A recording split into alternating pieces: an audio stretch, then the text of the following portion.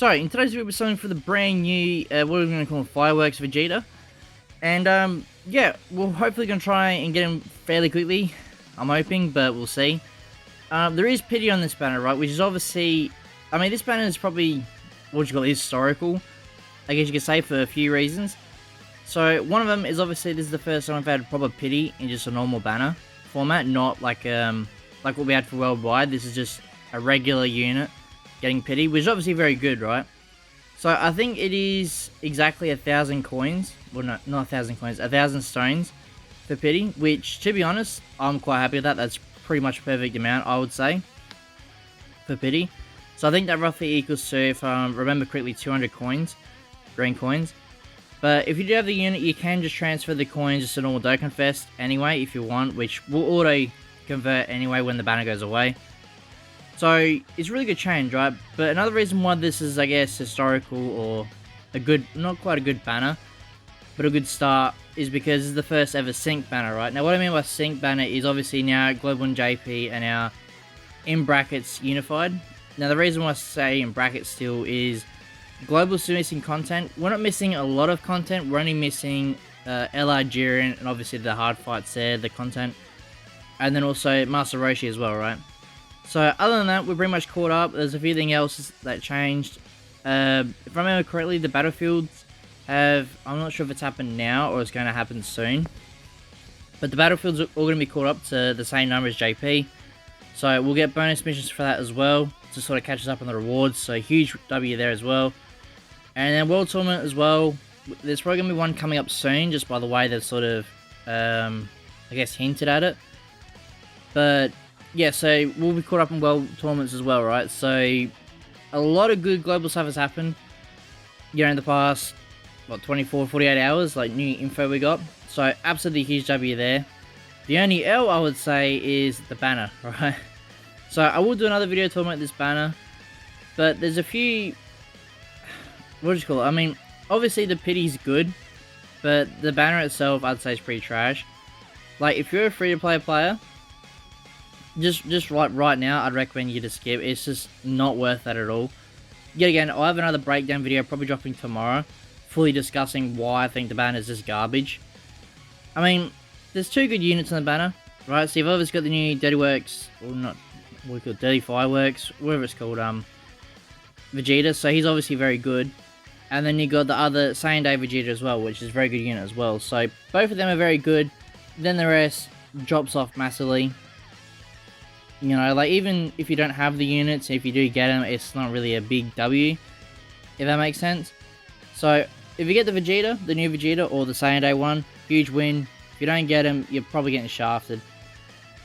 So, yeah. Who we got here? Fake Out. Oh, Turles, yep, needed him.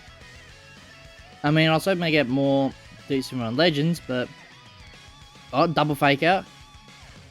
And, okay, well, there's Vegeta, just the wrong one. He needed to be a lot better in his EZA, to be honest. Like, he got shafted pretty badly. Okay. Another Turles. By the way, just putting into perspective, right? That could have been 3 Vegetas right then. Like, the new Vegeta. Just pointing that out there, you know. But, yeah, obviously there is some, I guess, conspiracies as well, what's happening with Global. Well, not quite conspiracies, but we're trying to work out now when to expect LR Jiren and also Master Roshi. Because now that we're unified, we're not going to get a break till, I would probably say, around about New Year's celebration, Christmas, New Year's. That could be when they can slot it in. Because if not, I don't know when, right? Because when you think about it, we've got Dynamo coming up in, what, a week or two? Roughly. So I would expect content, it's not confirmed we're getting a collab straight away, but typically, you know, around that time slot when, well, when you look at it, when Dragon Ball Super was still airing, right, obviously the new episodes and that, they try to release characters, you know, pretty much around like a week or two, sort of thing, or pretty much smack on when the episode dropped. So I wouldn't be surprised if we get like Dynamo content straight away.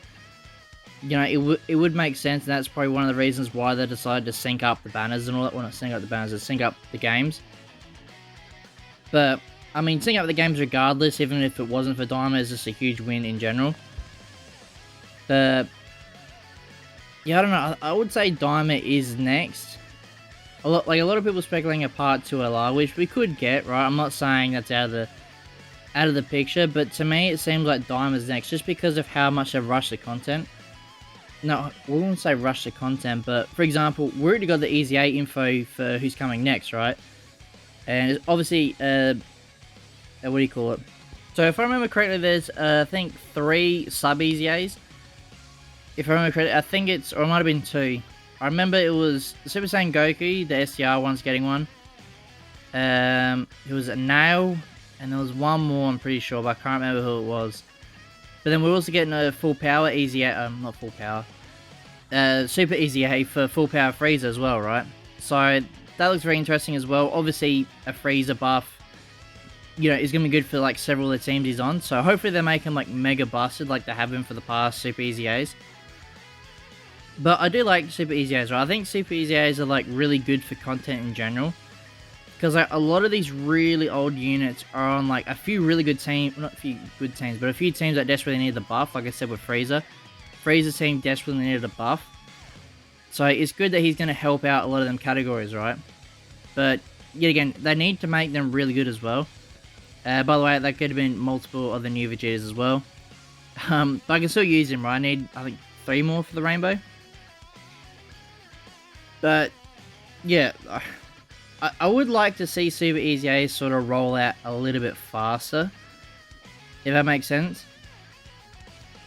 Because I'm only say that because obviously there's like really old units that desperately need it, and some of these celebrations that they've dropped, they can easily drop like 1 or 2 Super Easy A's, because when you look at it, all they're doing is updating the passive skill, nothing else, so no super attacks or anything like that, which I think they probably should do, to be honest. Well, at least for some of the units, desperately need like, you know, super attacks changing that.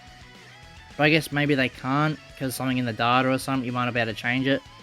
I don't think that's the case, but I'm not a game designer. I don't know how that sort of part of the game works. But I do think they should try and at least change some of the super attacks as well. I mean, could they even do revamps as well? I guess they could, right? They can do like super attack revamps like we've seen before with animations. Yet again, I'm not sure if they would do that often, because when you think about it, if they do revamps all the time for these older units, you pretty much, you know, I wouldn't say they're losing money, but they could lose an idea for a character. Like, let's say for example they update that super, like, full power Frieza, right? If they update these super attack assets, you know, that means the potential, you know, next DokkanFest, if we have a, you know, we could have got another like full power Frieza, they won't do anymore because they already gave, you know, the assets or the super attack animations to the old one, right? So I guess that's how they looked at it, but I mean, it was good because I think the last revamp we got, if I remember correctly, was Margin Vegeta, LR Margin Vegeta for the 12 key. I think that was the last one. He desperately needed it, don't get me wrong, but they could have easily saved that for another animation. But who knows, maybe they don't plan on doing another one. It's, you know, there's a lot of theories behind it, right?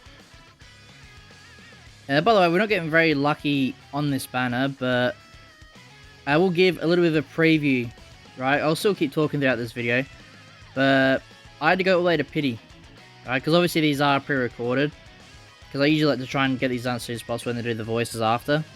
I think there's a few reasons, right? Because sometimes I do get frustrated, obviously, and I don't want to include a lot of swearing in these videos. Yeah, I try to keep it pretty much clean cut sort of thing, right? No swearing, but yeah, some of these banners get really, really annoying to summon on, and yeah. But at the same time, at least there is Pity now, so I don't have to get as as frustrated. But as you can see, this is why I heavily recommended not to summon on this banner, because even the feature units I'm getting, yes, I got heaps of the new, not the new, but the same day Vegeta, which is good, but at the same time, I don't really want to go this deep on the banner, just because all the other trashy feature units we are getting as well. So even, what's his name, Koi, doesn't even look really that good for a banner unit. Okay, that Frieza I can use, because I think he's only like 79% for me, so I can still use him. But I think what I'll do here now is I'll wrap up the video and then just like fast forward the rest, because like I said, I don't get lucky. I had to go all the way to Pity, and I'll show you that, and I guess I'll talk right at the end.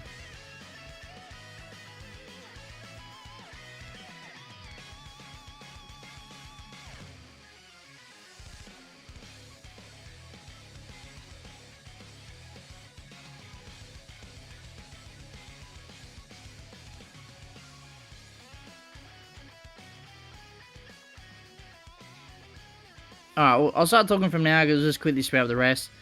But yeah, that's going to today's video, guys. Let me know in the comment section below how you guys went, if you like decided to summon or skip. And if you did, let me know how your luck went, if you got him first multi, stuff like that.